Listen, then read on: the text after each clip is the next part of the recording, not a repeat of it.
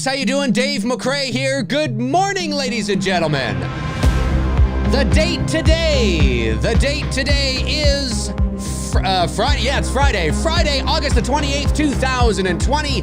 It's 11:06 a.m. Eastern Standard Time. I am coming to you live from the VoiceMann Studios in Toronto, Canada. And this is episode 97 of McRae Live. And folks, today I am happy. I have an announcement, of course, to make. I am happy to make this announcement. I am excited to make this announcement. I wasn't expecting to make this announcement today. I thought we would be making it sometime over the weekend, towards the beginning of next week is what I thought we would be doing. I do have, at least he is supposed to be, that's the plan. Bruce will be joining me on the show today, not for long, maybe about 15, 20 minutes or so, in about another 30, 40 minutes, probably around 11:40, 11:45 a.m. Bruce will be joining me. He'll hook up via Zoom, and then I'll bring him over from one window to the other, and we'll see if we can get him on for just a few minutes here, because of course he wants to talk to you guys as well, because of everything that has gone on. It has been quite an amazing last couple of, well, I guess last week really or so. It's been wild. It's been Intel wild. Intel, he likes that. You can send me the invoice.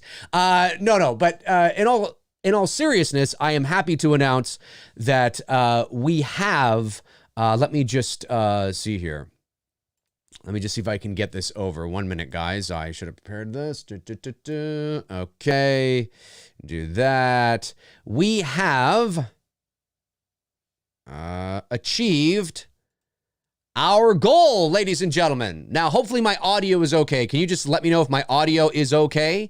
Can you let me know if my audio is okay? Because the last time we did this, my audio was a little funky.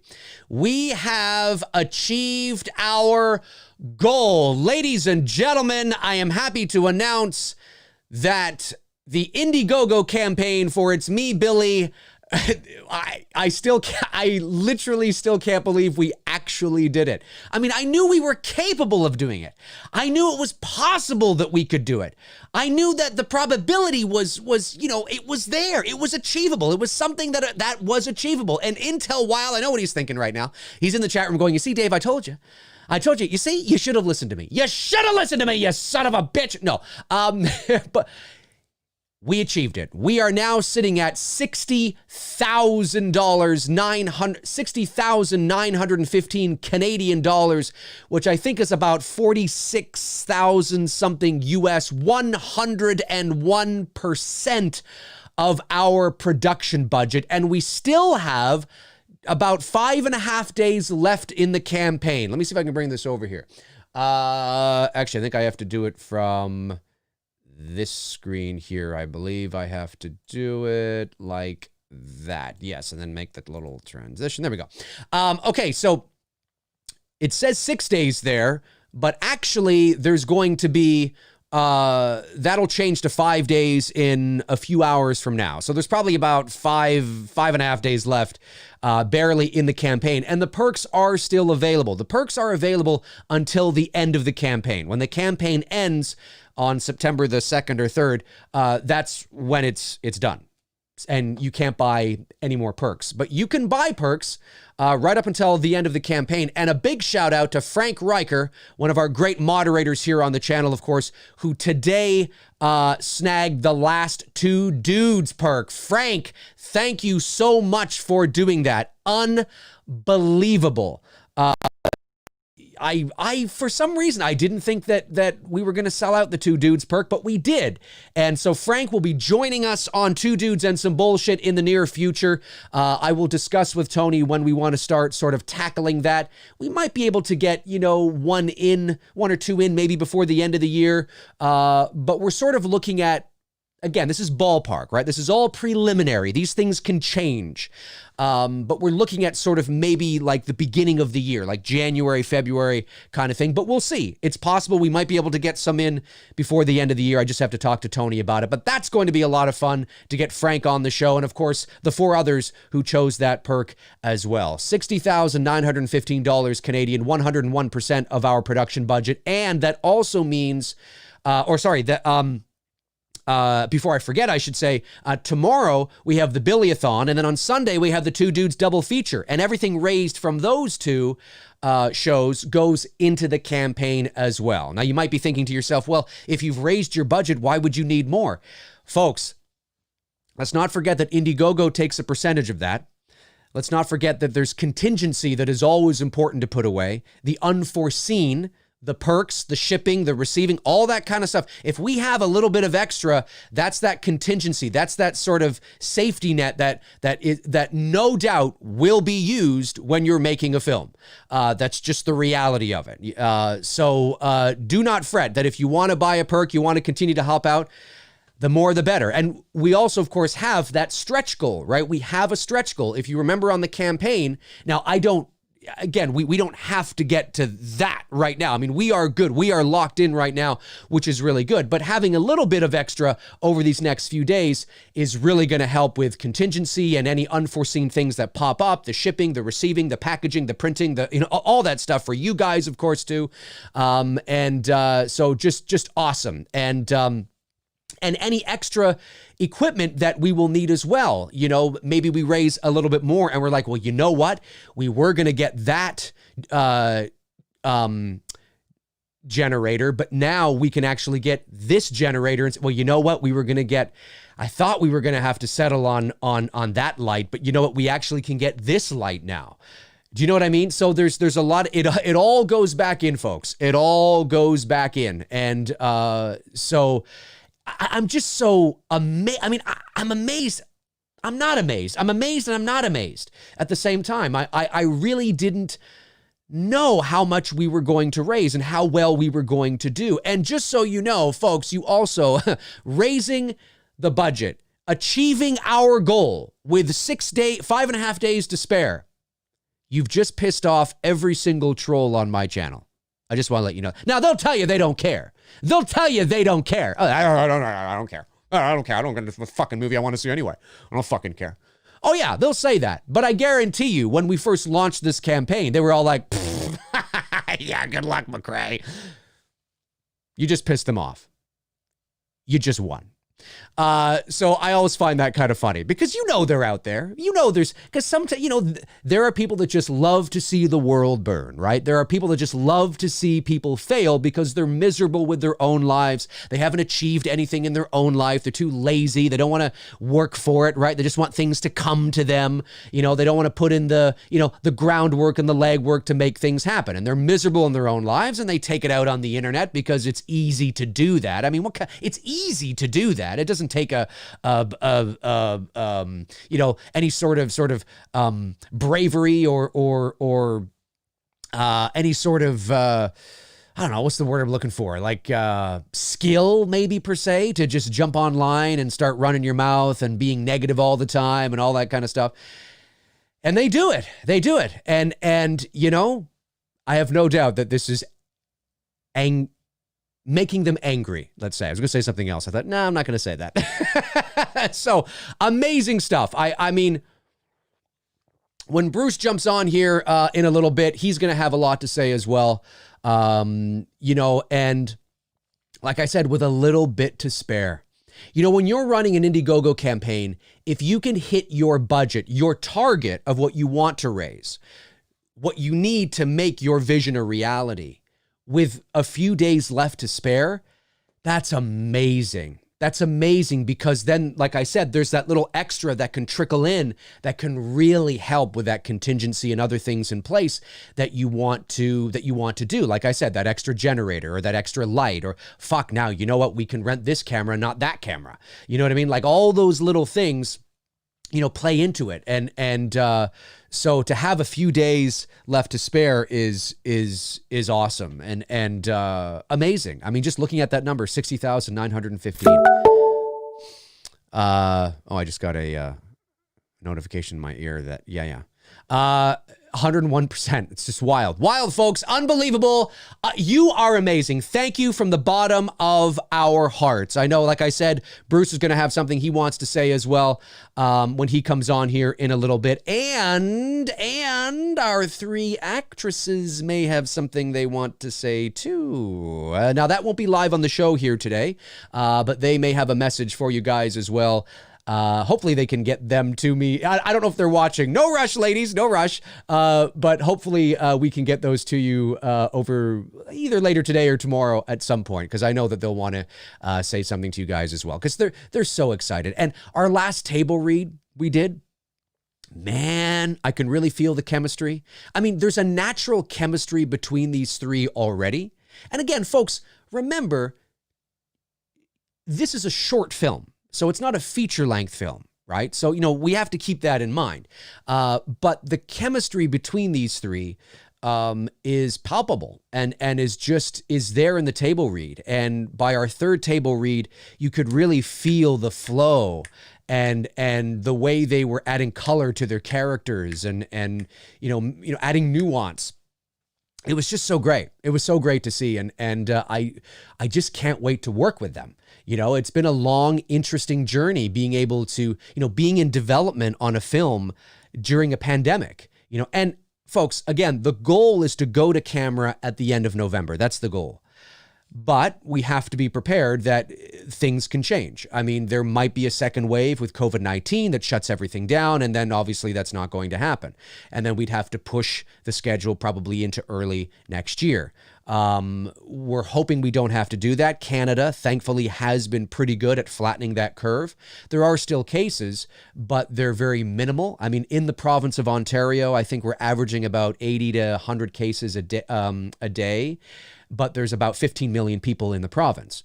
So, that's pretty good. So all things considered, we have sort of flattened it, but we're in Canada and it may be scorchingly hot right now, which it is. But once we hit September, October, and we start moving into the fall, obviously things are going to cool down and there could be a spike. So, anything's possible and we have to be prepared for that, and we are. But just to let you guys know, all of our donors know that I will be in communication with you. If you have donated to the campaign, I will be posting in the updated section of the Indiegogo campaign. So you will always receive updates. So when you see an update come in, make sure you pay close attention to it, because it may be an update saying, oh, well, it's this, we've had to push this. It might be about perks. It might be about something else. But I will be, myself and Bruce will always be in communication with you guys for whatever reason. You know what I mean? If things have to be delayed and we got to push things, you will know. You will know. So amazing. Folks, you are amazing. It's Me, Billy, has been greenlit. Yes, you have greenlit It's Me, Billy. I feel like a preacher. You have brought Billy back. And that is what is happening. Unbelievable. And like I said, I'm excited to see what our 3 actresses will have to say too when they get their messages to me, and then I will forward them on to you as well. So that's going to be a lot of fun. I want to see what you guys are saying about this. Let me just go back to camera number 2 here and see what you guys are saying. Let me, we got some super chats that did come in. Intel Wild says, at the end of the day, we're going to raise $50K US, that is. Ooh, Intel, that would be some good extra that would be nice to have. Dia Maria says, it's official. Hashtag bring Billy back is now Billy's back. You're right, Dia. It's great to see you in here, Dia. It's great to see you in here. Says, hey, Dave, I've never seen the original Black Christmas, but I believe in your vision. Bring Billy back. Thank you so much, buddy. Really appreciate that. And Intel Wild again sends in a, was it Intel Wild? No, it was Jilly Rocks the Metal. Says, congratulations. Me and hubby are so pleased for you. We have a busy weekend, so we wanted to send a super chat ahead of the weekend. Well, thank you so much, Jilly. I really appreciate that. Say hello to your husband for me. Amazing. I mean, I feel sort of like this is wild, Intel Wild. No, I don't want to set the expectation that after every time I say that, I got to say Intel Wild. He knows who I'm talking about. But it's wild. I mean, it's hard to believe that we have achieved this. And like I said, I mean, I knew that there's a number of factors of why this is the case. Obviously, we've done and again, I think we have done a very good job on the campaign. I think the campaign looks good. I think the perks were fun. They weren't too much. They weren't crazy. There wasn't a ton. Sometimes when you go to campaigns, there can be so many perks that it can be overwhelming. Now, maybe some people like that, but for me, I wanted to have sort of just, your staples, a few extras, a few fun stuff, but just kind of keep it clean, right? Keep it polished. And of course, it's important that when you're designing an Indiegogo campaign, and this is advice, of course, to anybody out there who wants to do it, who is thinking about doing it, use mine as a template. Don't copy mine verbatim, but you use it as inspiration. I see, like this is kind of, inspired by, right? I mean, that's what I did it's no secret that I looked at Vince's Never Hike in the Snow. I looked at Cecil's Dylan's New Nightmare, and I wasn't copying it verbatim, but I was looking at sort of the style that they were using, and they knew about that, and because they were successful campaigns, and I wanted to, sort of see because I'd never done this before. So I wanted to see kind of, okay, what are they doing? That's how you learn. That's how you get better. And as long as you're not, copying verbatim, then I think it's okay. And I think it's okay. And feel free to use mine as a template, of what sort of, now that doesn't mean you're going to be successful. It doesn't mean that. But certainly it can help if something looks visually appealing and things are clean and they're polished with fine lines and edges, and the order is nice and polished and to the point, and that it having something visually appealing is really good.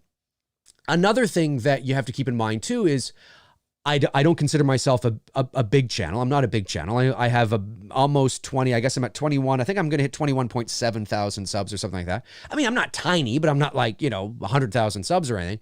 But I'm big enough, and people in our space are big enough that we have reach. Right? And that's really important too. Somebody reached out to me, no pun intended, the other day and said, I think that's a big reason why. And I said, yeah, for sure. That's one of the reasons why, right? Is you have a reach, and I'm always talking about it. For some maybe ad nauseum, but I don't think I was doing it ad nauseum. I think I was doing it, I would do it, a little bit. I'd have some McRae lives that were focused on it, and then I'd have a bunch of McRae lives that weren't. But I always made a point to sort of mention it at the beginning of the stream, at the end of the stream, same with Two Dudes and things like that. Always keeping it out there. That's really important too. And I think the teaser trailer I think the teaser trailer really kicked us off. I think it is so important. It sounds like an overused cliche, but Indiegogo recommends. One second here. I have a text. I just want to see. Okay. Bruce just sent me. He's probably watching right now. I got you, Bruce. I got you. My meeting ended. So, okay. Well, Bruce, 5 minutes, Bruce, give me 5 minutes and we'll bring you in. Amazing.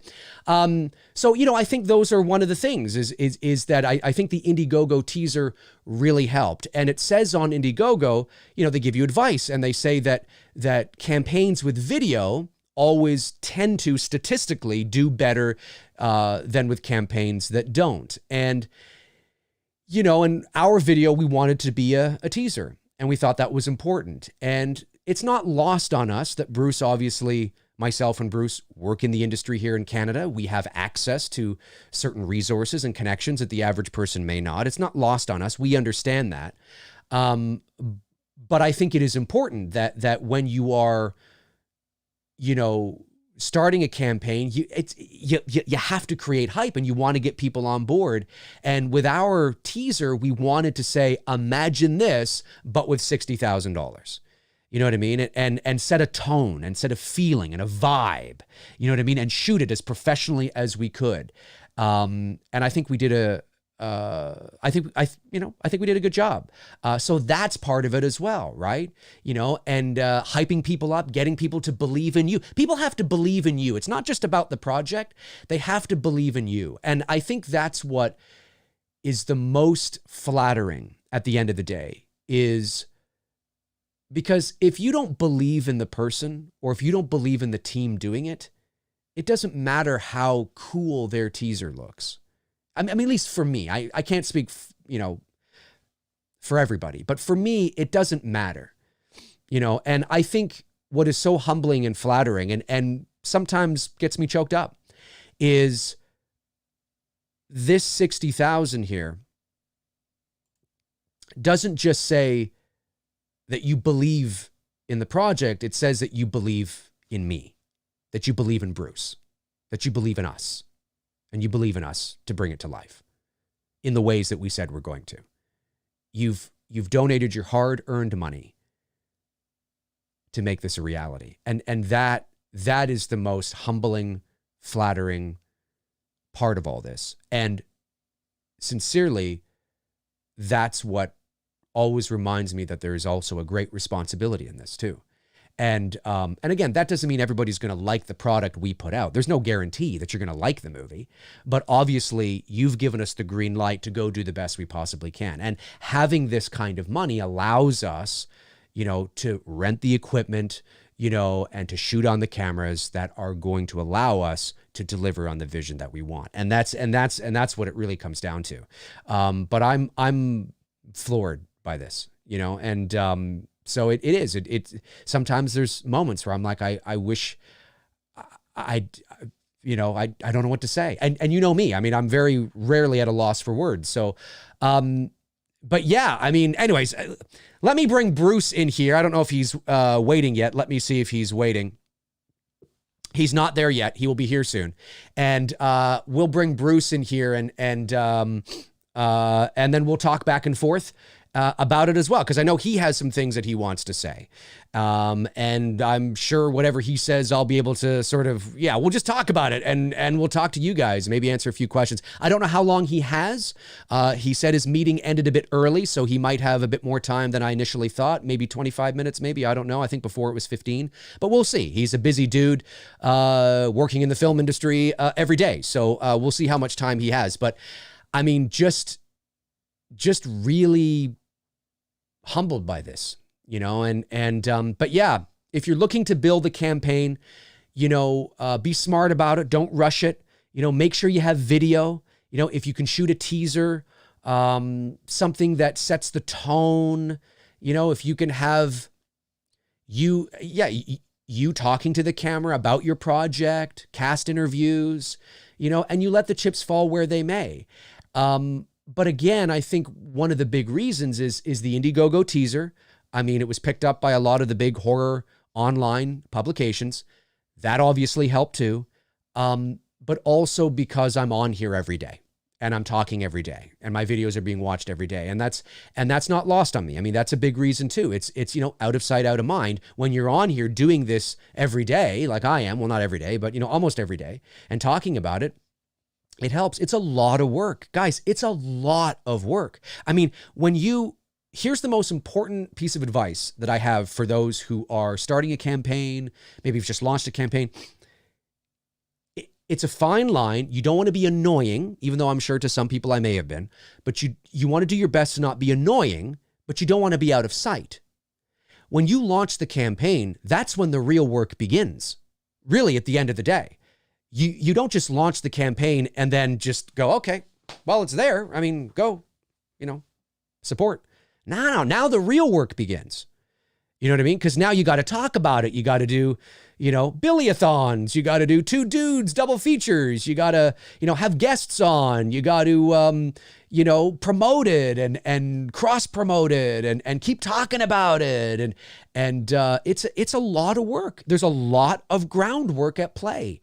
But if you can do it right and you can do it, with a nice balance, and get people excited and get people to believe in you and the project, it's crazy. It's crazy what can happen.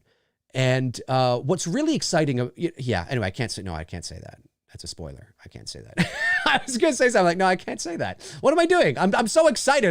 No, I can't say that. But anyway, it means a lot. It means a lot to us. And it's just wild. Let me just see here. Is Bruce? Oh, where are you here? 1 second. Why am I not? Oh, return to meeting. There we go. No, he's not there yet. Okay. Just always looking to see if Bruce is making his way in. It's 11:30 now, so Bruce should make his way in a couple of minutes here, and then I will get him set up on the screen. And yeah, amazing stuff, guys. Let me see. Some super chats came in, and we have...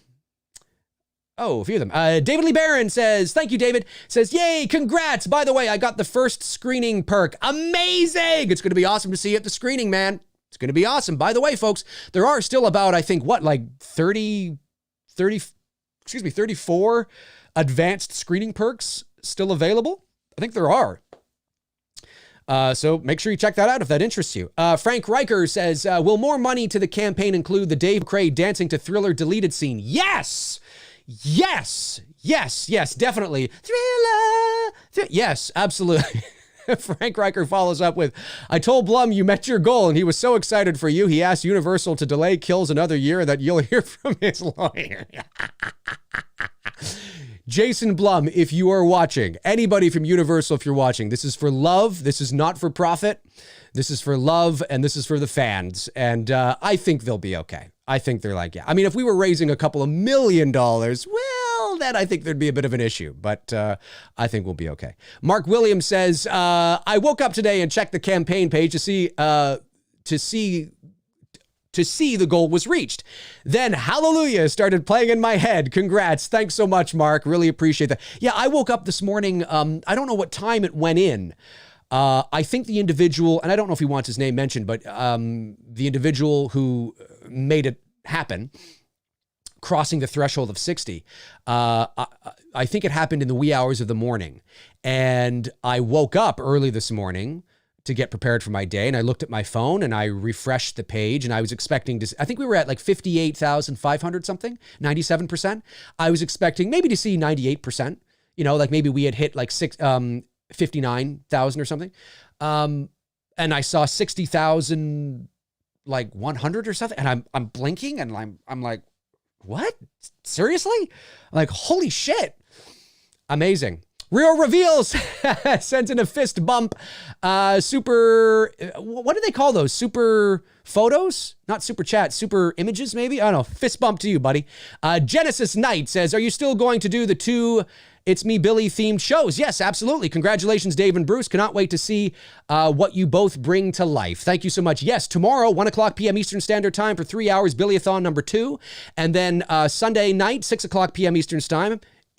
It's usually Monday night, but it's Sunday night this week. Tony, Michael, and I, 2 dudes, double feature Halloween, original Halloween and original Black Christmas. And he's auctioning off a Michael Myers mask, folks. So be prepared for that. MJS Lawrence, hey, how you doing, buddy? Sends in a super chat and says, we really do believe in you guys. I'm more excited for this than any other 2021 release. Wow, that's some epicness right there, buddy. We appreciate that. Let me see here. Okay, don't see Bruce in the chat yet, but he should be coming soon. I'm sure he's coming soon.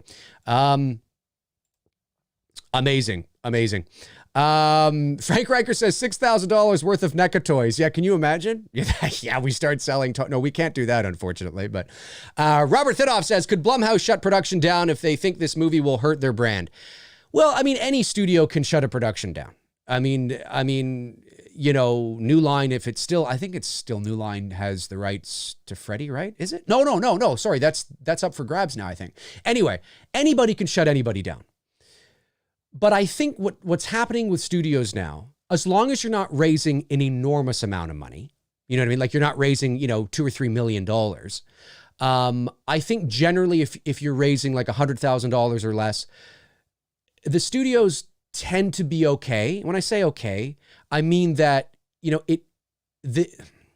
they're starting to see the value in some of it because it keeps their beloved properties, as I always say, in the pop culture consciousness. It's free marketing. When things are lying low and things are not happening, it keeps them relevant and it keeps them current. And as long as the movie isn't commercialized, like we can't sell It's Me Billy to Netflix or to Hulu, or, you know, we can't make money off of it by, you know, getting some sort of deal with, you know, a streaming service or something. Listen, if the rights holder came along and said, hey, we love this, we want to buy, well, that's a whole other thing. But we can't go on our, you know, on our own and say, hey, Netflix, we got this little short film. They don't do that anyway, but you know what I'm saying, right? Amazon, you know, whatever.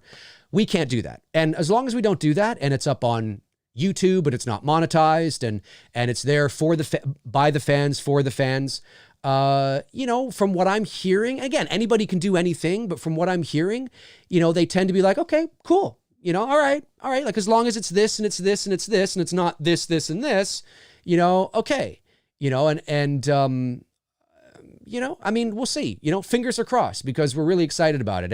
And there's a lot of things in here too that, you know, it's there's a lot of original stuff in here too. It's probably one of the lighter, it's very light on that side in terms of, is there going to be an issue and things like that. But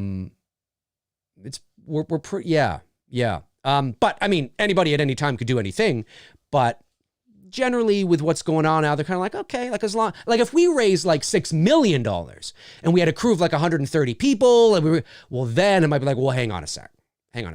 And then at that case, I'd just be like, yeah, why don't you just hire us to just do it? Anyway, let me see here. Andy, I'm curious what Trump would say about the reached goal. Darren, Dave's donating it to him.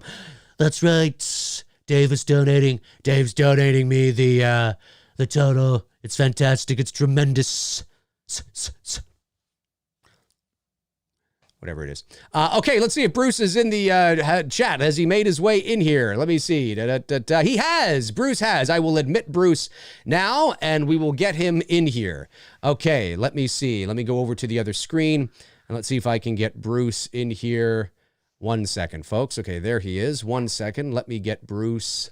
You can't see him yet, but you will. Just give me a moment, and I will get him in here. Okay, 1 second. I'm just going to do this and then this and then this. Oh, I like what Bruce did with his green screen there. 1 second though. Hang on. Okay. And then do, oh, that's not right. And then, oh, no. Okay. And then do that. And then put him over here like that. Oh, wait, like, hang on. Okay. Wait. Like that. I think that'll do. That'll probably, yeah, that'll do for what we need. Okay, and 1 second, folks, and we're gonna put your, yes, Bruce's audio is up. Okay, and here we go, ladies and gentlemen. Bruce Dale has arrived. Bruce, my man. Oh, wait, yeah, there you are. I was wondering where, hang on, can you talk for me? Hang on, wait, can't hear you, Bruce. Hang on a sec. For some reason, I can't hear you. 1 second. Hang on. Let me see if I can, I thought we could hear you. You guys can't hear Bruce, right? No audio for Bruce. Right. Okay. 1 second, guys. Hang on. Let me just, I'm going to, it could be, where's the audio output? It's right there. I'm going to delete it and re-add it. Okay. Let me just re-add it. audio output. Do that. Yeah, I don't know why that would be the case. I know, eh? Oh, wait a sec. Where's the Rodecaster? There we are. Okay. For some reason, it's not picking you up. I wonder why. Did you... I can hear you, but they can't hear you.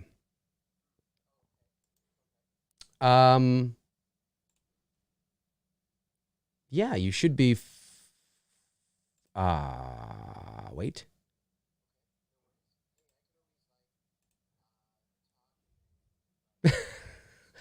Yeah, that's not... Why is that doing that, I wonder? I wonder why it's doing that. I don't know why it's doing that. I can't hear you. I could hear you before and I saw something. Can you log back out and log back in? Yeah, do that. Yeah, we'll try that. We'll try that, guys. Sorry about this. We'll try. We'll see if we can get Bruce on here in just a second. I don't know what was going on there and why that was happening. So we'll see if this makes a difference. We'll see if it makes a difference. But for some reason, it wasn't working. I wonder why. Because everything is set. Everything was set the same as it was yesterday. So it should be fine. But for some reason, it was not.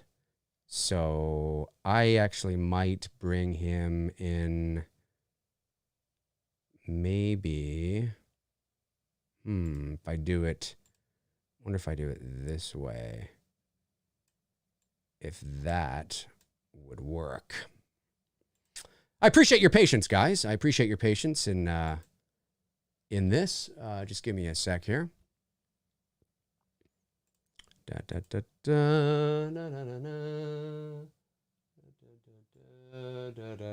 Okay. Oh, wait a sec. He's back, but I'm just going to... All right, 1 second, folks. Give me... just give me 2 seconds, folks. Give me 2 seconds. I'll be right back.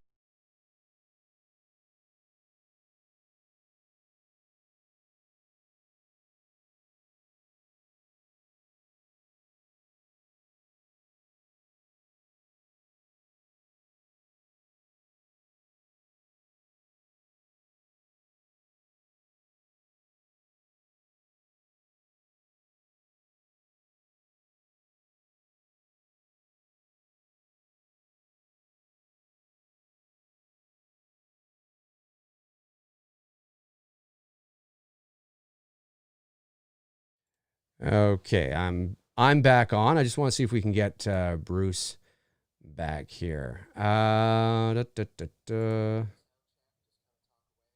Blah, blah, blah. You're not even...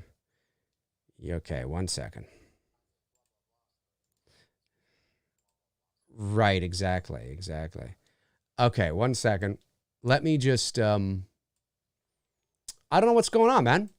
Yeah, it could be a... let me... Hang on a sec, actually. Let me do a different...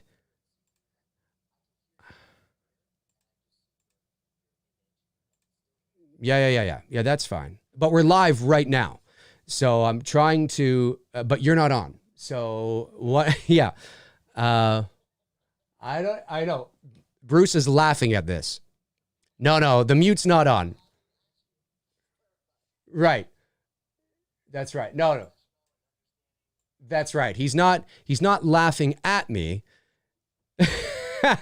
Okay, 1 second. Let me see if this'll audio output. That should. Yeah, it should. Blah blah. That's not even.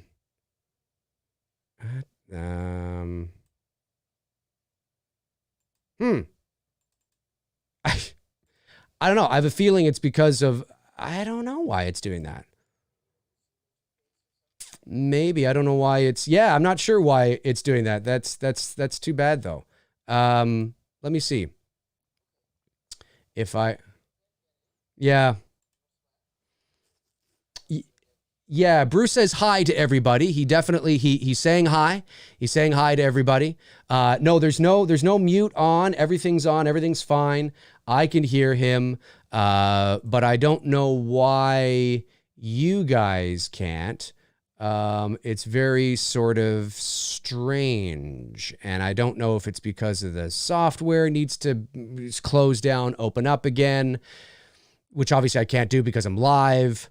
So it's kind of like, yeah, I'm not sure what would be the issue of that. And I go over the, oh yeah, I don't know where.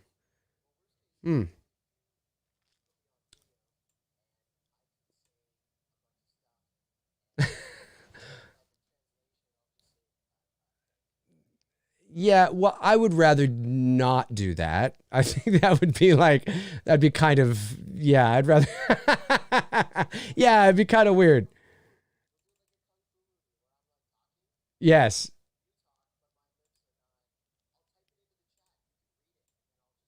Yeah, that's right. Sorry, folks. I'm talking to Bruce because they can't hear anything you're saying. So I'm talking to him, and he's just we're just laughing about this, and naturally this would obviously happen. It's a yeah. I'm not sure why that is. Let me I think that would probably. Yeah, that's so strange. That's so strange. And of course, when you're live and you're in the middle of doing the show, you feel the pressure of trying to, think of it in the moment. And I'm just like, the audio output is there and you're up. It's not on mute. Everything's fine. But for whatever reason, there's no audio coming through. And it could just be a matter of having to restart the software. And obviously I can't do that because I'm live. I'd kill the connection if I did that. So that could be it at the end of the day. Because yeah, it's not even showing up. That's strange how it's not even showing up there. Let me blah blah blah. Yeah, that's kind of weird. Audio output. Yeah. Yeah. Yeah, it's the best thing.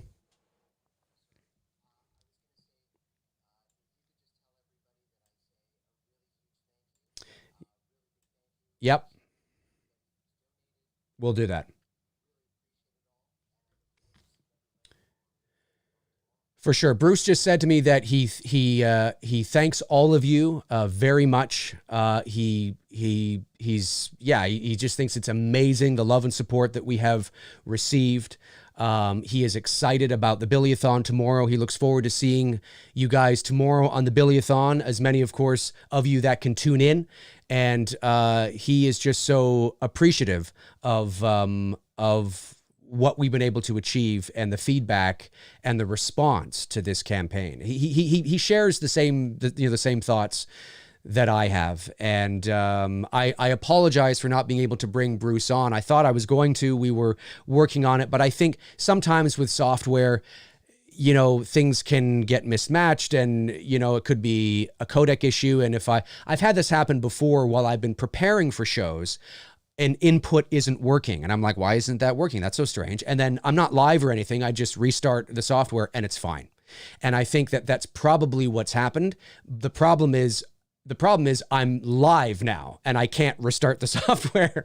So that's probably it. But it will be good for tomorrow because we'll do all sorts of checks and things like that. And I think like you were fine because you were eating cereal and I saw like a little bit of blips on your audio as the spoon would hit the thing. I'm like, oh, okay, that's fine. But then all of a sudden it went away. So my apologies to everybody out there, but Bruce does, you will see him tomorrow. So you won't have to wait too much longer. You will see him tomorrow. He will be with me in studio here in the VoiceMann Studios.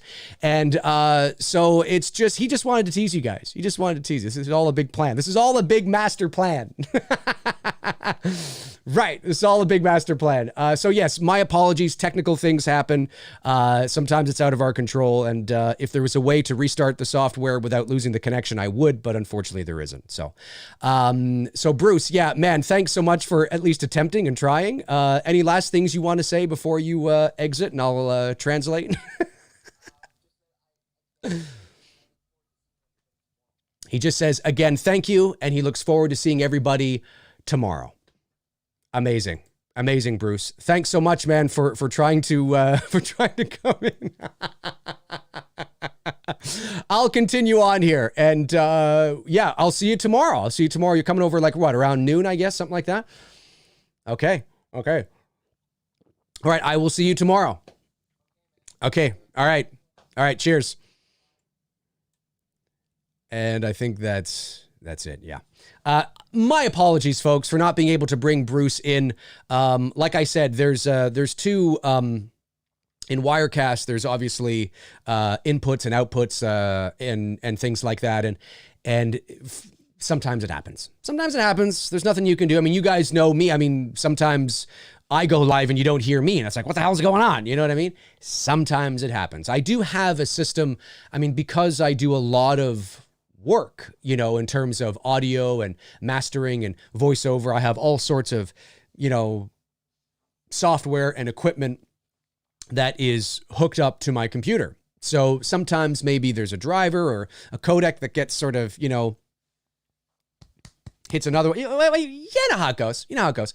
And sometimes things can happen. And for whatever reason, the output of his audio was not working. So my apologies, but nonetheless, you will see him tomorrow live here on the channel, 1 p.m. to 4 p.m. Eastern Standard Time. Make sure you tune in to that Billy-a-thon. So let's continue on here with what you guys have to say about this. Again, yeah, my apologies. Yeah, Warren Armour, sound is not in the budget. That's right. That's right. Sound's not in the budget. No, we don't care about. Oh, did we not tell you guys this?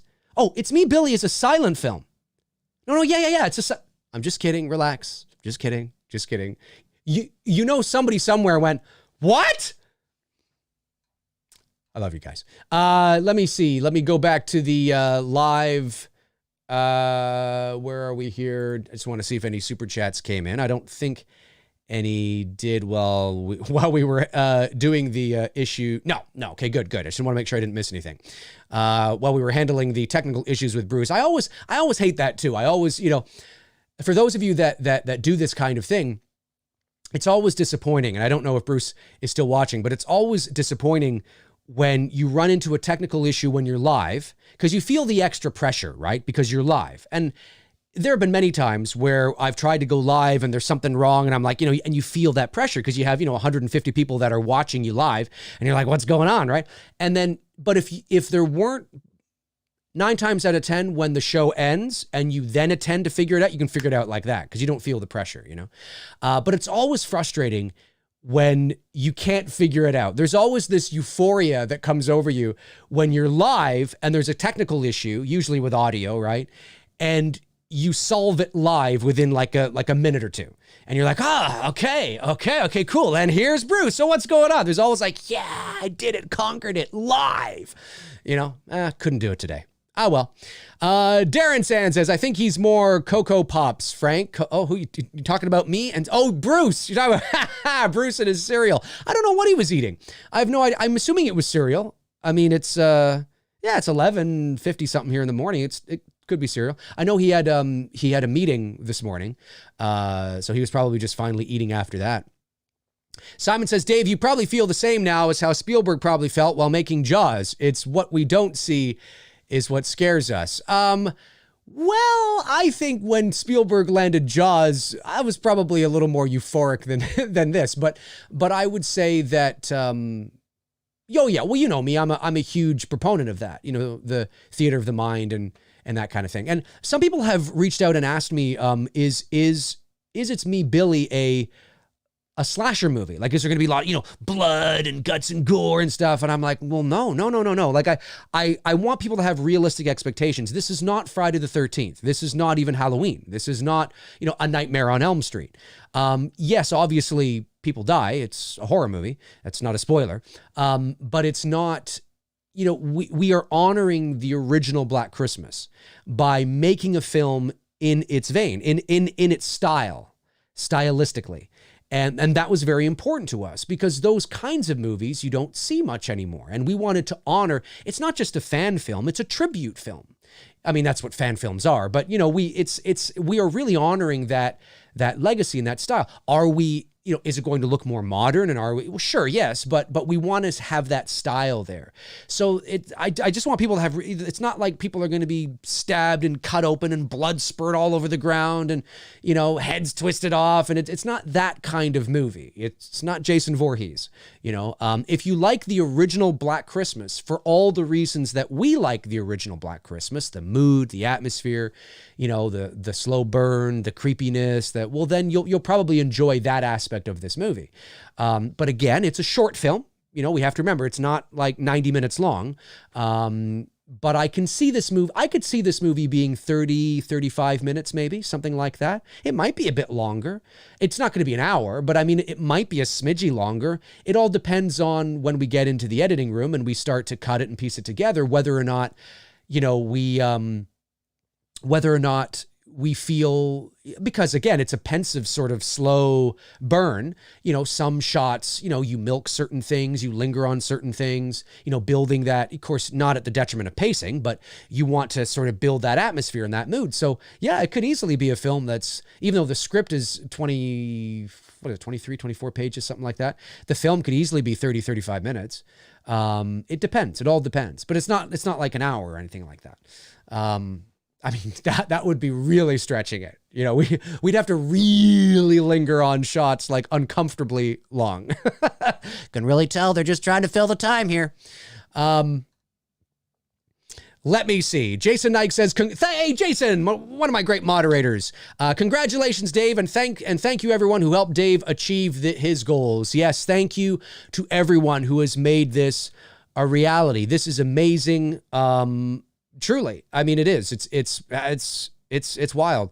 And now we can comfortably move into, I mean, while we've been in development, when we hit a certain stage of the production budget in development, because the Indiegogo campaign I consider still sort of the development stage, but depending on how successful you are in the Indiegogo campaign early, like we were successful very early. We achieved 50, I don't know if you guys, it feels like it was forever ago, but if you guys remember, we achieved 50% of our production budget in the first 5 days of the campaign. The first 5 days of the campaign, we achieved 50% of our production budget. That was crazy. So we've actually been moving into pre-production. We've been in pre-production probably the last month or so. The early stages of pre-production. And now that we have achieved this goal, September is hardcore pre-production. That's when the crew will be assembled, the remaining crew.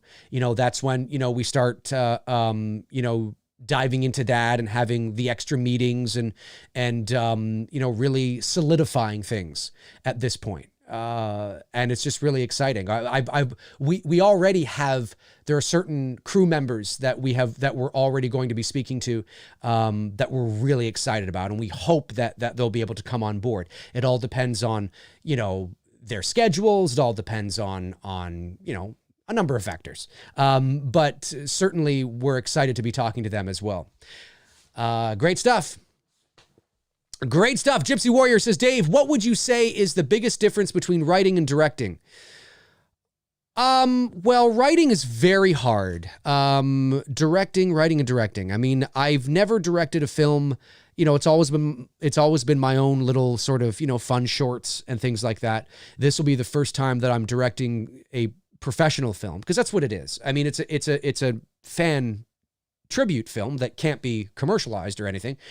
But in terms of the scale and in terms of a short film and everybody involved, I mean, as I've said, we're making a real movie. And so I've never done it at this level, and it's intimidating. I definitely can feel the pressure by just the meetings we're having and the breakdowns we're doing and the people we're talking to. It almost feels like in some ways, it's funny. There is a feeling, even though it's not official and it's a short film, Oh, and that's another thing too, with when it comes to studios and Indiegogo campaigns and raising money, studios tend to be okay as well, as long as it's a short film and not a feature-length film. Anyway, that's a side thing from a thing I was talking about earlier. I definitely feel the pressure. There's a lot of things we're doing. But it's the kind of, it almost feels like in some ways, like I said, even though it's not, and it's not, I mean, it's not at all, but in some weird way, because of the response and because of the hype and because of the certain horror publications that picked it up and certain people that have reached out to us after the fact, people that might surprise you. And, it almost feels like we are making an official sequel to the original film, even though we're not. So there's like this pressure that's there, to deliver. But it's the good kind, and again, not everybody's going to like it. There are going to be people that, probably won't like it, but you always hope that more people do than don't. I would say that, but the biggest difference between writing and directing is I don't know if I have enough experience to answer that fully. I would say Paul Davis, who was on the show yesterday, would probably be able to answer it better than me. I mean, he's directed things for Blumhouse, for Hulu, and things like that. But from the little bit that I know, I would say it's the biggest difference is working with, you're now on set, you're in control of the set, and probably attending to, there's a lot of differences, but I would say that the biggest difference when you get to set and you're directing, I'm anticipating will be working with the actors, of course, but a lot of the problem solving that comes up. There's going to be a lot of logistical problem solving that inevitably comes up whenever you make a movie. And people turn to you as the leader. They will turn to Bruce and I as the leader, to be able to make those executive decisions and to figure things out. And that's not something that you necessarily feel with writing. I mean, if you're writing and if you're not also directing, like we've written it and we're also directing it. So when Bruce and I were writing, we were very aware of, as we're writing, is this achievable? Is this feasible? Can we do that? You know what? That's going to cost too much. No, we're going to have to ask another $5,000 for that. Okay, that's right. Okay, let's switch it. So, but not everybody who writes a movie also directs it. So sometimes writers just write. Writers just write, and they write it down and they picture it and they write it. And then it's up to, the producers and the director and the studio to figure out, okay, is this achievable? If it is, can we do this? And how much is it going to cost? But the writer doesn't have to worry about that. To a point, you know what I mean? So yeah, there's a lot of differences, but off the top of my head, I think that's sort of where my mind is at. There's some extra pressure now because shit just got real. Now you're on set. Time is money. Money is time. I'd say that. I'd say, but Paul Davis would be a great guy to talk to about that. If that question was asked yesterday, that would have been great to hear what he had to say about that. Such a nice dude too. Love that guy. Let me see here. Let me scroll back. Neil Rook sends in a super chat. Michael Myers versus Kane in a steel cage. Who wins? Kane? Oh, you mean the wrestler Kane? Michael Myers. Michael Myers. Oh, but what version of Michael Myers? Like Tyler Mane Michael Myers or Nick Castle Michael Myers? If it's Nick Castle, probably Kane. If it's Tyler Mane, well then, I don't know, place your bets. It's up for grabs. DMT Infinity says, Dave, if you could spend a day with one character from John Carpenter's Halloween from 78, even Michael, without getting killed, who would it be? I would either choose Michael or Dr. Loomis. Yeah, I would just choose Loomis. I would choose Dr. Loomis. I think he'd be fun. He'd be fun for sure. Let me see here. Brady McCatherine. I'm going to head out and buy everyone drinks. Cheers, everybody. Cheers. Yes, exactly. It's so great to see everybody here. It's so cool, guys. We did it. We fucking did it. Like, we did it. We raised the budget. Billy's back. I'm just thinking about this, and I'm thinking, like, I mean, you guys are fucking amazing. Like, holy shit, I just didn't think. And, I've said this a few times because people have asked me, what did you think you were going to raise? And I said, I don't know. I never really put much stock into it. I put so much effort into creating the Indiegogo campaign and designing it and doing all the graphics and the poster and all that stuff. I mean, I designed all that. And doing all that I didn't really think of how much we could, I mean, I knew we'd raise something because, I have a little bit of a following and I knew we'd raise something. There were people that were excited. There were a lot of people saying, yeah, we're going to donate. So I knew we'd raise something. It's not like we were going to walk away with $10, but I guess I didn't really think of it. I kind of knew it. I'm really a let the chips fall where they may kind of guy. I mean, yes, you always hope. I mean, obviously, I'm human. Obviously, yes, I do want that. But it's like, I think because it's out of my control, largely, and the only thing I could do was to promote it and talk about it and get guests on talking about it and, do a-thons and hype it up and do teaser. But at the end of the day, I have no control over if somebody wants to donate to the campaign or not. I have no control over it, and so I guess I just didn't really think, there was no point in thinking about or are we or aren't we, because don't know. So we just kind of, and then after that first week when we raised 50%, I thought, geez, and we still had like 7 weeks to go. I thought, and like I said, that pace was not sustainable, which it wasn't. There was a huge lull in the middle, right? But we came strong out of the gate. Whenever you launch an Indiegogo campaign, and again, this is largely out of your control, but if you set yourself up for the best probability of success, you always want to have a strong opening weekend, because then you're not playing catch up for the rest of the campaign. And we were very lucky to have a strong opening weekend where we made, $30,000 in 5 days, because then we can afford that lull and those slow times and people to, go back to work and people to save, a bit of money and all that. There's that time. Because one of the things I was worried about is, what if we don't do very well out of the gate? Then we're playing catch up the rest of the campaign. And we were never doing that. If this was a movie, it's a box office success. It's a blockbuster. You know what I mean? So it's crazy. Unbelievable. You guys are fucking amazing. Twisted SMF says, if it's like that one you did on your own, I'm sure it will be awesome. Which one that I did? Well, it's not going to be like, if you're referring to Halloween the Night He Came Back, don't judge Halloween the Night He Came Back of what It's Me Billy is going to be like. Halloween the Night He Came Back was very experimental. I was having some fun shooting it. We did a pretty good job in terms of the cinematography and the sound and things like that. But I was shooting with friends and we were just having fun. We were just wanting to go out, shoot a little Halloween film and have some fun. And it also came because in 2015, I was nominated for my first Voice Arts Award. So I was flying to Los Angeles to attend the Voice Arts Awards. And I'd been to LA, but I had never been to see the Myers House or the Strode House or Pasadena. And I thought, oh, how cool would it be to, get some guerrilla filmmaking of this location, because it was never done in a Halloween fan film before. I think it's been done since, and maybe even done better. But it hadn't been done up to that point. And I thought, well, that would be cool to do. And so it was just, we were just having fun, and we put it together and it looks all right, for what it is. But that's a very low budget little fan thing. That's not, this is different. It's Me Billy's different. It's Me Billy is a professional, short film.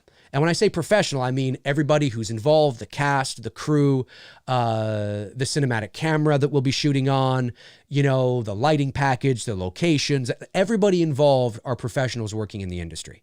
So, our DP is a 2-time CSC nominee, the Canadian Society of Cinematographers. So, he's been working at the top of his game for probably 25, 30 years. And so that's what this is. That's not the Night He Came Back. But if you enjoyed The Night He Came Back, well, then you'll probably be blown away by It's Me Billy. So yeah, if that's the one you're talking about, maybe you're talking about the one I did with Bruce, Haddonfield Reaper. Again, that was just shot on my phone. That was just having fun. Shot on my phone. So, no, I think people will be, when the first images, still images, come to social media from the set. And when that first teaser trailer drops eventually, then I think people will go, oh, it's this kind of movie. That's our goal. Matthew Mill says, Dave, why do you think your first Indiegogo campaign didn't get much attention? You're right. My very first Indiegogo campaign was for Halloween the night he came back. I can tell you why. I think I raised about $150. I didn't know what the fuck I was doing. And I wanted to raise, I think, $3,000 to cover the cost of the lighting package I think we were using. And I know why it didn't do well. I know why. Because it was 2016 and I had about 900 subscribers and I wasn't doing this. I wasn't online. People were subscribed to me and I would upload every now and then. I think I uploaded my thoughts on The Force Awakens when it came out.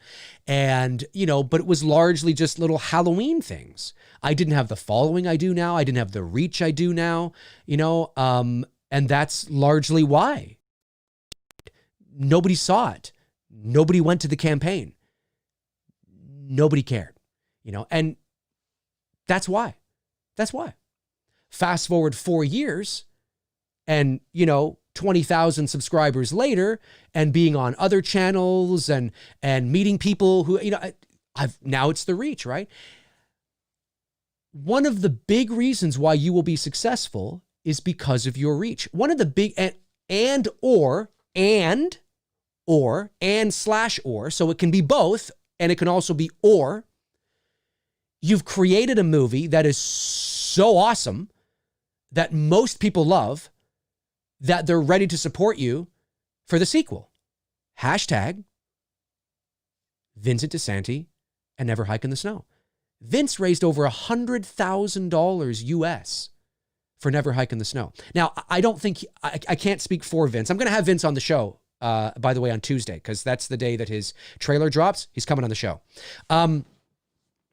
But I don't want to speak for him, but I don't imagine he's used all that for Never Hike in the Snow. He would save some of that for the next installment as well. I don't want to speak for him. He can correct me if I'm wrong when he comes on the show. But why did people lose their fucking minds and say, take my money to Vince? Because of Never Hike Alone. Because you have something that proves that you're capable of achieving this. And Vince at the time didn't have the following. Like Vince now, his Womp Stomp YouTube page has, I think, a little more subscribers than me, like 22,000 or something. But when he launched, it was much less than me, right?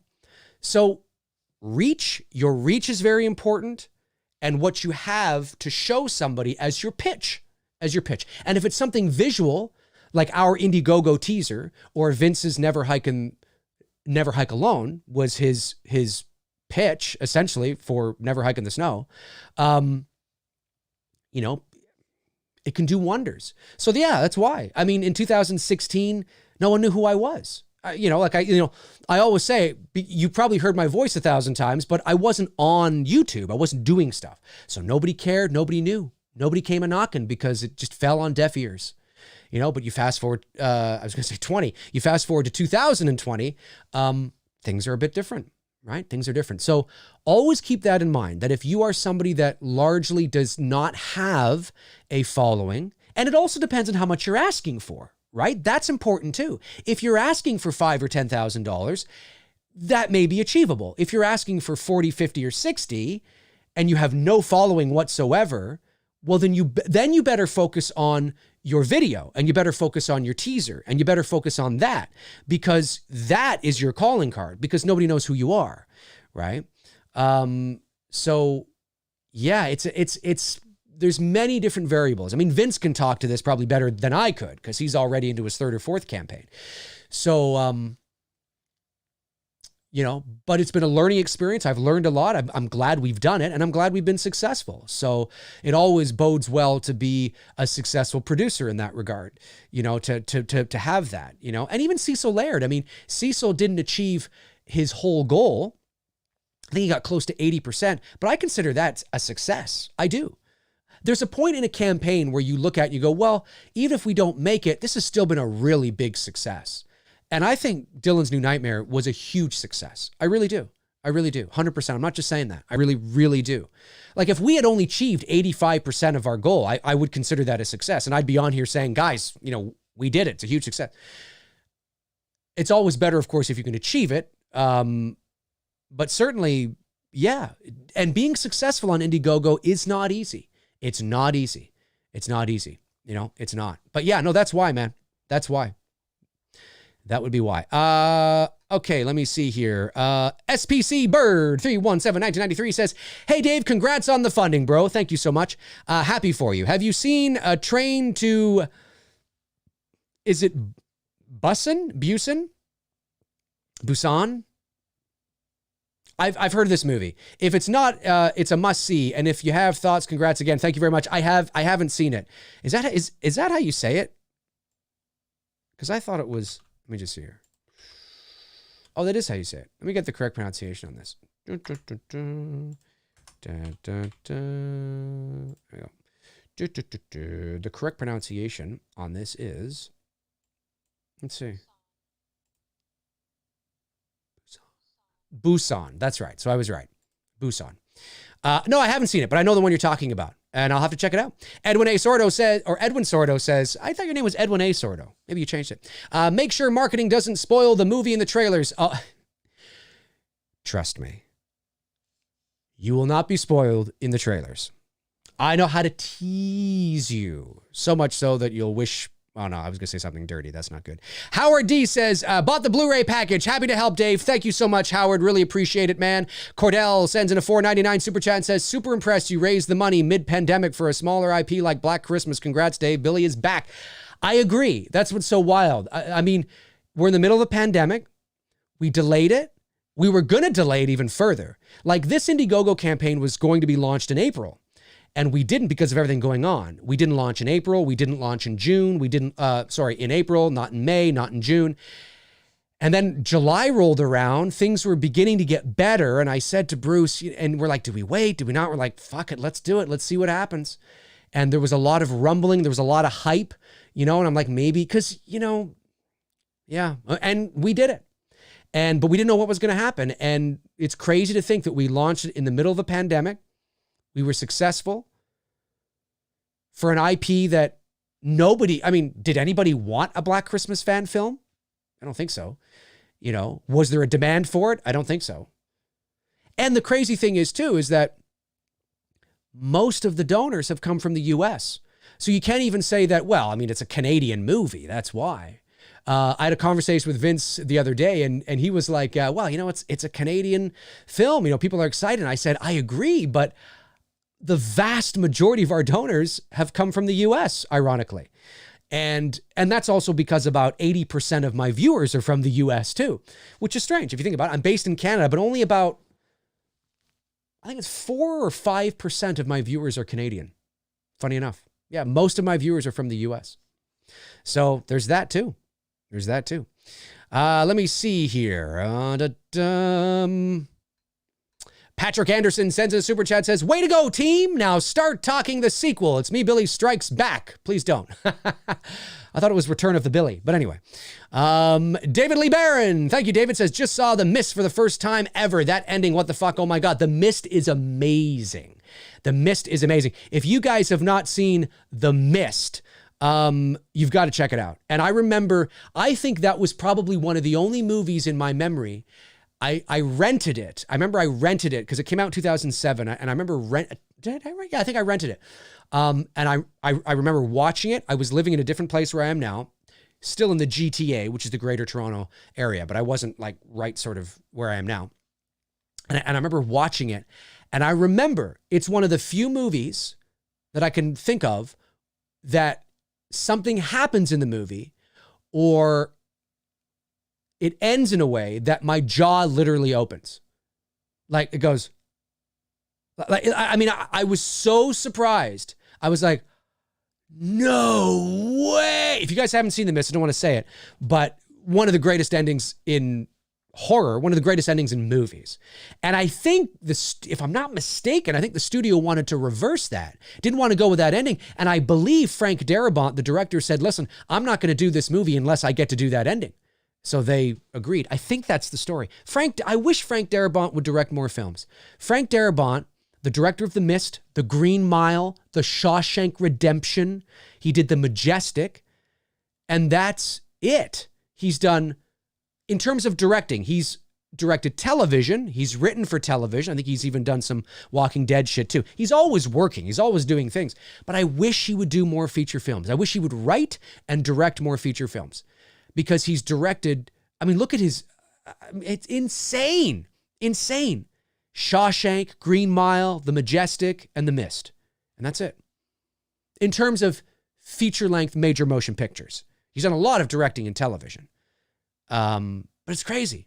Yeah, I wish he would do more. I wish he'd do more. Oh my goodness, Joanna from Canada going hard into the paint. My goodness, Joanna. Oh my goodness. Don't fork with, I see what you're saying. I'll say it for you. Don't fuck with Team McRae. We did it, guys. And Dave, it comes to followers. It is not about the quantity. It is about the quality. We love and support you no matter what. All of your videos bring a little more joy into our days. Billy is back. Team McRae. Hashtag Billy's back. Hashtag Team McRae. Joanna, it's true. It's true. I first of all, let me say that I really appreciate that donation. That is amazing. And what you're saying there is true. I am a huge proponent of quality over quantity. And you're right that sometimes, channels and communities can be the little engines that could. And I'm not saying that I'm a tiny channel. I'm not a tiny channel, but I'm not a gigantic channel either. So, I think, but you're right. I mean, and I think too, I would like to think that I always do the best I can to be as transparent with you guys as I possibly can. If I'm not going to come online, I always make a post about it. Show's been delayed, show's been canceled. It's a lot of work to do. My assistant helps you, with that as well. And it's a lot of work. It's a lot of work. And I believe in honesty and transparency. And that if you put that out there in the universe, you will get that back, because people will see that. People will see, well, here's a guy that is, like, for example, like a couple of weeks ago when we had that refund on the campaign, it was like, oh my God, now things aren't looking too good. There were a few people that, and I'm not talking about anybody specific. There was a couple people or one other person, somebody from, I forget where they were. Anyway, they reached out to me. Nobody I know who I've talked to before. But somebody reached out to me and accused me of dipping into the funds. Like, no, there really wasn't a refund. Bruce and I just decided, for whatever reason, we wanted to remove $3,500 from the campaign. And, sometimes people they're just idiots, right? So that's why a couple of weeks ago I had to come on and say, well, okay, no, we can't do that. And B, even if, we're not the kind of people that would do that, even if we could, but sometimes people, and I would like to think that I've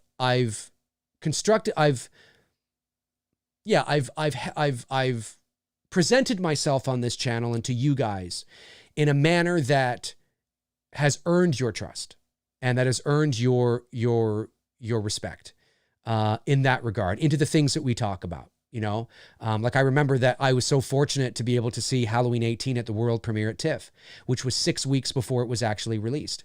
And now most of you were fantastic, but I had a lot of people calling me out saying, why aren't you fucking talking about it? Oh, so you get to see it 6 weeks early and you're not even going to mention what you thought of it or how you liked it and all this kind of stuff. Do you remember that? And I came on my channel and I said, it's because I don't want to put any preconceived notions into your, into your thoughts. I know that what I say, people take a lot of, heart to. They care about what I say and what I think about Halloween. And I don't want to tell you what I think until after the movie's released. So you can go in, and you're not going in with Dave McRae's thoughts. You're going to go in with your thoughts. And I held to that. I held to it, despite some people, not being too happy about it. So again, I would like to think that I've earned your trust in that regard. And like I said earlier in the show, that $60,000 is not just a sign of people who want Billy back. You didn't even know you wanted Billy back 6 months ago, or maybe even before the campaign. Like, nobody knew this. It really, that's part of it. People are excited about the film and this, yes, sure. But it really is about the people that are involved. Myself, Bruce, the actors, everybody, that's what it's about. So I agree. Joanna, and thank you again for that amazing super chat. It's about being honest and transparent with your donors, with your fans, with your viewers, to the best that you can, obviously. I mean, sometimes I like to keep things a little secretive, depending if it's a spoiler or if it's something I don't want you guys knowing yet, obviously, right? But in terms of, being transparent in that regard, that's very important. It's very far and few between today. So Joanna, again, thank you so much. I really, really appreciate that. Let me see. Cog sends in a £5 super chat. Thank you so much. Says, hi Dave, just contributed to the campaign. Happy to help. Been a fan of your channel since 2017. Love the Halloween vids. Good luck with It's Me, Billy. Thank you so much. Really appreciate that. Yeah, it's amazing how many people have come out of the woodwork and sort of said that, it's amazing, that you've done this and excited because, there's a lot of, it's amazing how many people I've met by doing this YouTube channel who've reached out to me. Some of you are watching right now, who work in the industry, work in high places in the industry. And I'm not saying it's Jason Blum. No, I don't know anybody at Blumhouse. But there's been people who work in the industry in certain areas that have reached out to me and say that they're big fans of, what I do. And I'm sure there are people that watch me that don't like me. I mean, that's just the reality. But it's always nice to hear from people that believe in you and your projects and what you're doing, because doing this kind of thing, I mean, this is a lot of work. Doing this kind of a show 4 days a week plus 3 days a week, plus the two dudes. I'm doing 4 live shows a week. And then on certain weeks, I have my Patreon shows too.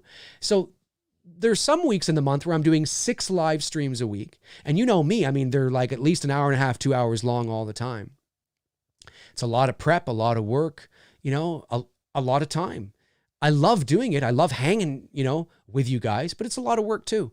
So, and I'm a very theatrical, energetic person. And sometimes after a show or a stream, sometimes I go take a nap because I'm just like, oh, I've exerted so much energy, But yeah, no, it's amazing. It's amazing. It's fucking amazing. Wolfman's got nards. Barry, my man, says 100%, Dave. Some people who also saw it early thought they weren't spoiling. Oh, right. Thought they weren't spoiling H18 when some small things that were said actually spoiled it for some. Yes, I agree. Yeah, no, you're bang on, Barry. Bang on, Barry. It's a good nickname. Bang on, Barry. No, you're right. It was one, and I made that very early. Like I made that decision very early on. I knew that I didn't want to spoil anything. I gave a very sort of general tweet. Just to kind of, let people know that, I didn't loathe it, which I didn't. I didn't loathe the movie at all.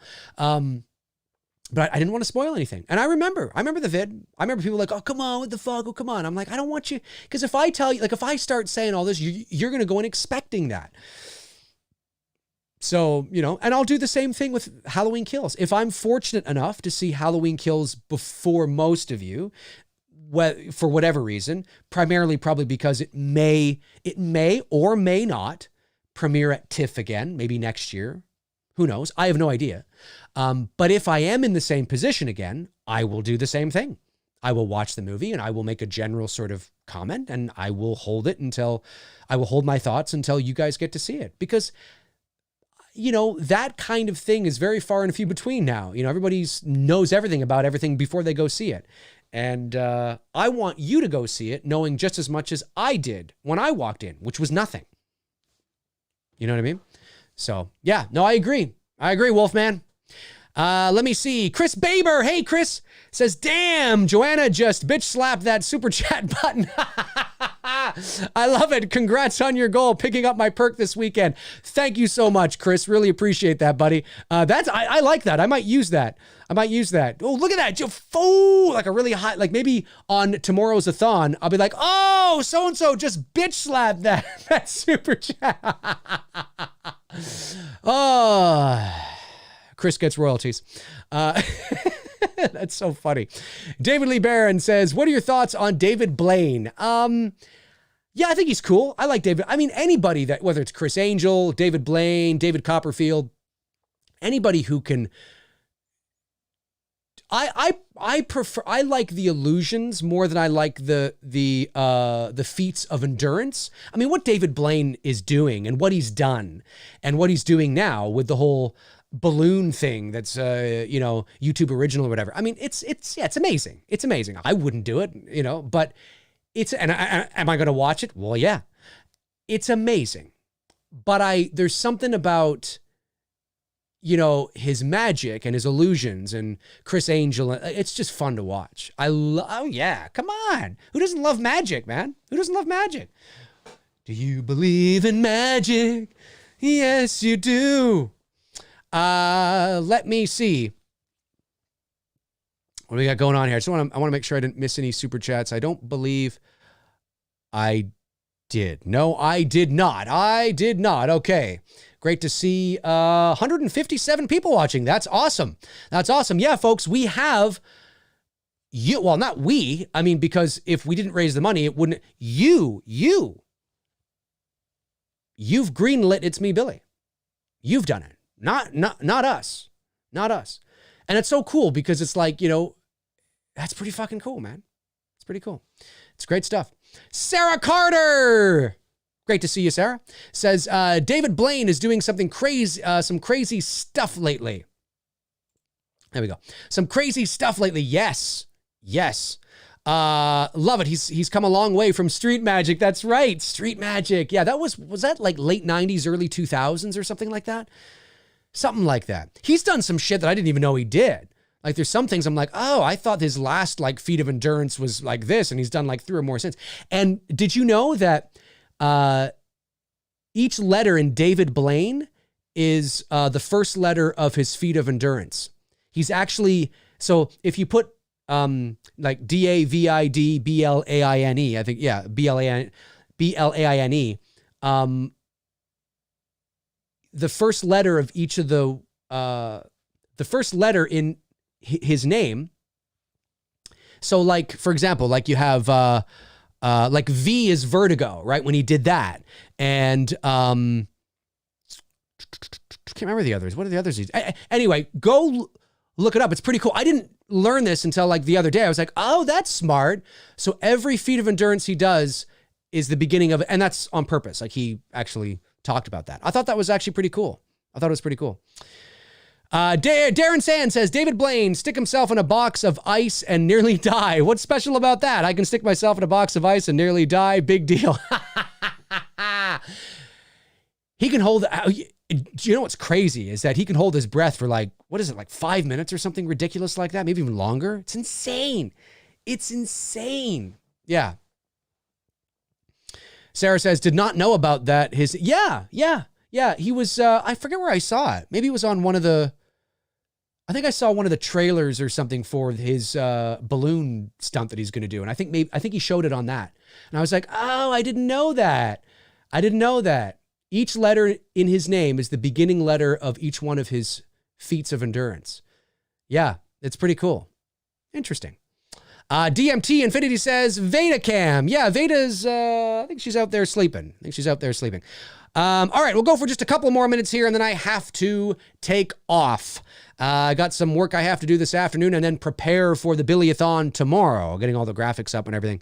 So I have to do that as well. Let me see. I don't think I missed any other super chats. I don't think so. David Lee Barron was the last one. Chris Baber. Okay, that's good. Just a couple more minutes here. Amazing.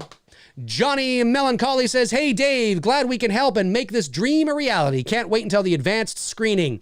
Yep. Me either. And by the way, I believe your special thanks credit should be up on the It's Me Billy IMDb page. These are the special thanks. Yes. Yes, it is. Yeah, you now officially have an IMDb page. So these are the thanks that are up there right now. David Lee Barron, Stephen Durock, Lynn Griffin, Waylon Groh, Say Lawrence, Brooke Louie, Alan Marsh, John Melancholy, Mark Paroya, or maybe it's Ferroya because it's PH probably. Farah. Yeah, probably. Farah, maybe, yeah. Darren Sands, Tab the Short, Mike Strong, Theo, and James Wall. So those are the ones that are up there right now.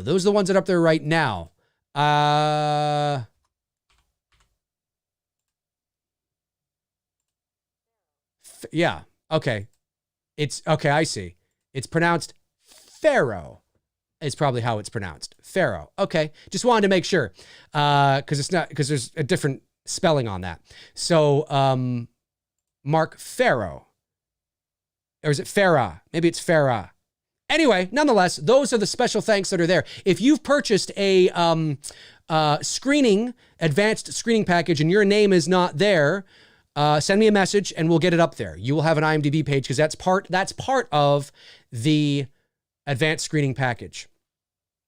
Where the hell are you guys? There you guys are. Okay, I was wondering where you guys were.